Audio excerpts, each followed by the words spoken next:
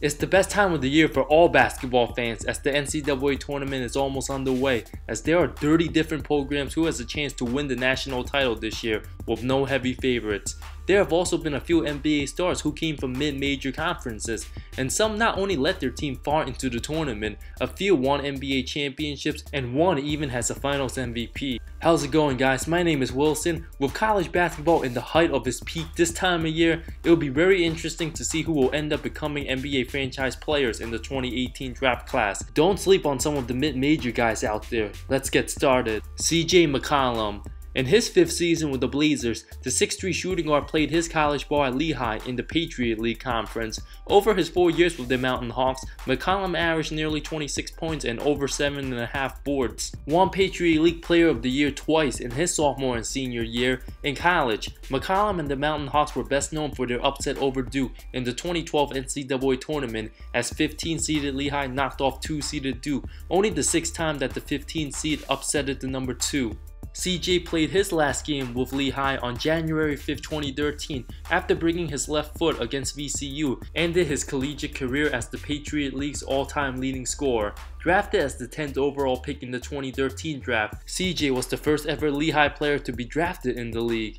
McCollum's career got off to a slow start, averaging less than 7 points a game in his first 2 seasons, seeing limited playing time. McCollum finally got his starting role at the 2 after Wesley Matthews signed with Dallas. CJ won Most Improved Player in 2016, averaging over 20 points and 4 assists, and his numbers have continued to improve every year since, while McCollum alongside Damian Lillard assembles one of the best backcourts in the NBA. Paul George. George played his college ball at Fresno State back when they were still in the Western Athletic Conference before moving to the Mountain West in 2012. Although PG never made it to the NCAA Tournament, George averaged 15.5 points and over 6.5 boards in his 2 years with the Bulldogs, showing a lot of promising potential with his upside, drafted as the 10th overall pick by the Indiana Pacers in 2010, being the highest draft pick in Fresno State history. Just like McCollum, it took George a while to emerge as an elite NBA player, having his breakout moment in the 2013 Eastern Conference Finals, taking the eventual champion Heat to 7 games. Now in his 8th season in the league, playing alongside Russell Westbrook, George is one of the best wing players in the NBA, a 5-time All-Star and a leading candidate for Defensive Player of the Year this season. Damian Lillard.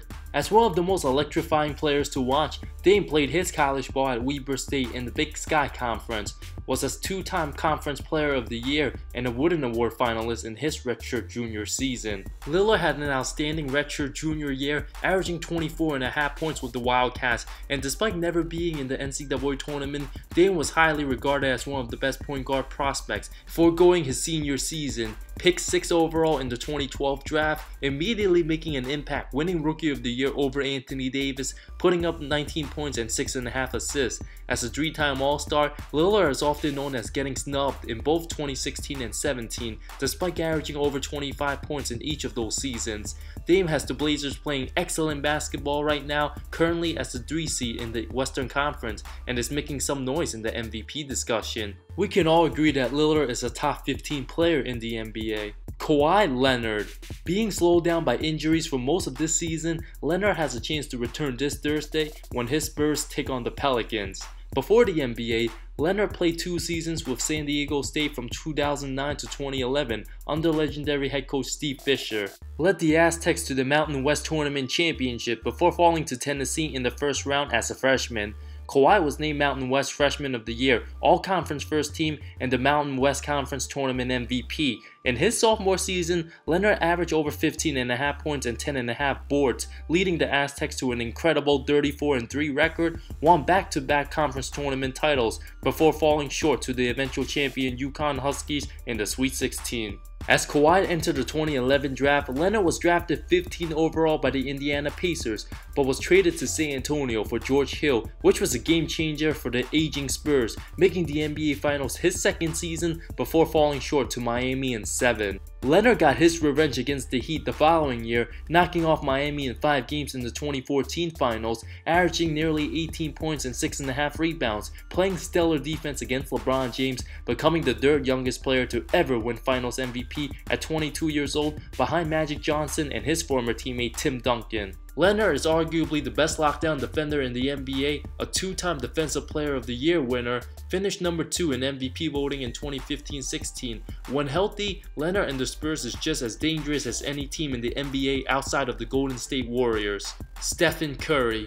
Perhaps the most transcendent basketball player of this decade, Curry and the Warriors are looking at the 3rd title in 4 years, a dynasty in the making. Before drafted as the 7th overall pick in the 2009 draft, Curry was barely recruited in college, did not receive any major Division I offer, and played 3 years at Davidson, where they were in the Southern Conference before moving to the Atlantic 10. As one of the most exciting players in college basketball at the time, Curry led Davidson to the Elite 8 his sophomore season, averaging over 25 a game over his 3-year stint with the Wildcats, won back-to-back Conference Player of the Year, and finished top 5 in three-pointers made in NCAA history. Was bothered by ankle injuries throughout his first 3 NBA seasons before exploding in the 2013 playoffs, knocking off the 3rd-seeded Nuggets in the first round and having an amazing series against the Spurs in the semis. Curry led Golden State to the 2015 championship, ending the franchise 40-year title drought, is a 2-time MVP and the first ever unanimous one in history, while continuously breaking many 3-point records, as the 2-time champion will be looking for his first Finals MVP this season. Stephen Curry's basketball career path is one of the most unique and inspiring stories, from a 3-star recruit to becoming one of the best players in NBA history. My honorable mention goes to Gordon Hayward, which I did not put him on the top 5 list this season due to his injury. But don't count out Hayward, as there's still a slight possibility of him returning in the postseason if he feels healthy enough. Hayward, alongside head coach Brad Stevens, nearly won the 2010 national championship, as his half-court prayer was nearly banked in, just coming up a tiny bit short. Hayward played 2 seasons with the Bulldogs, named the Horizon League Player of the Year, was a Wooden Award finalist, and played his first 7 NBA seasons with the Utah Jazz, becoming a first-time All-Star in the 2016-17 season.